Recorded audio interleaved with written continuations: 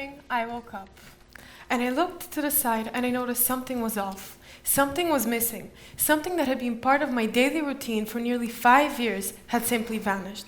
And you want to know what that is? It was my phone. I decided to unplug myself and stop connection with everyone for a while of time to see what was going to happen. And you know what happened? All my friends thought something happened. They were asking, is she okay? Did something happen? Is she hurt? That's when I stopped to think how crazy this is. Have we become so attached to the internet that we totally forget what's around us? We used to measure someone's presence by someone's physical absence. Now it's defined by online silence. Let's talk numbers. On average, we spend 4 hours and 37 minutes daily on our phones. That is about 70 days a year.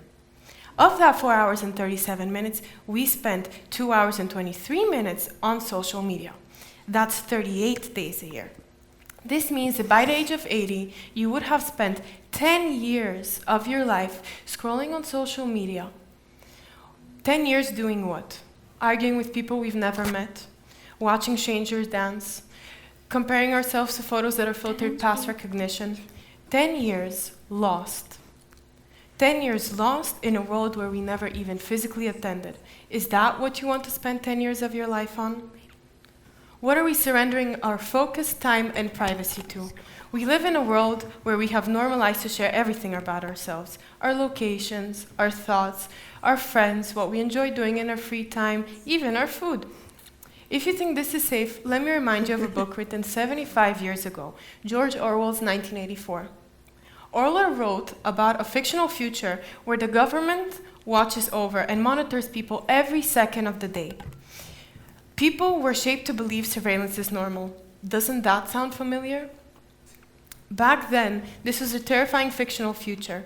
75 years later, we don't need a big brother. We are the big brother.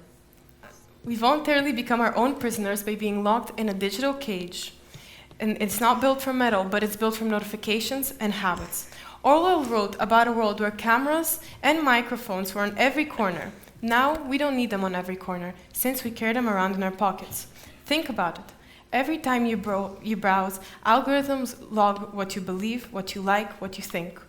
Every time you tag a location, you're telling the whole world where you are. The scariest of it all is that apps don't stop there. Your social media doesn't just track your actions, it shapes them. Orwell also wrote about a world where truth became meaningless and history was rewritten to serve those in power. Doesn't that also sound familiar? Algorithms decide what we see and what we don't see, shaping our opinions so subtly that we don't even realize it. Misinformation now spreads faster than facts, and we no longer think. Instead, we just react. In Orwell's book, the world was ruled by an oppressive government. Today, our world is ruled by data. The difference is that we're choosing to voluntarily give it away. The real question isn't if we're being watched, but if we're okay with it. When I deleted social media, something weird happened. I felt an emotion that I had not felt in a long time, boredom. At first, I was uncomfortable. My body didn't know how to react, since I had not felt this for such a long time. My brain had been programmed to reach for my phone every single time I felt this emotion. But when it wasn't there, I decided that I'm going to do something else.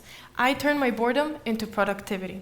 I started picking up old habits and old hobbies that I'd forgotten I had enjoyed, such as listening to music, visual arts, reading, organizing, and most of all, growing closer with my family. I grew closer to my family now more than ever. Honest conversations, not just liking their posts and seeing where they are. I use my time instead of giving it away. And the best part, the peace and the quiet. No notifications, no drama, and no endless disruptions keeping me away from my studies. So let me ask you, when was the last time you were indeed present in the moment with your family, instead of looking at your phone and seeing who is where and who is with who?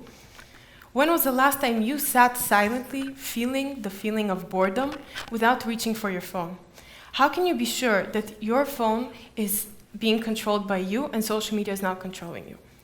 We are now more connected than ever, yet we somehow feel lonelier, more restless, and more anxious. We watch, we don't live. We consume, we don't create. Deleting your social media won't solve all of your problems, but I can promise that even for a little while, it will help you realize how much of yourself you're voluntarily giving away. Life is just one button away, waiting for you. The world is still here, waiting for you. The real question is, are you willing to unplug and take it all back? Thank you.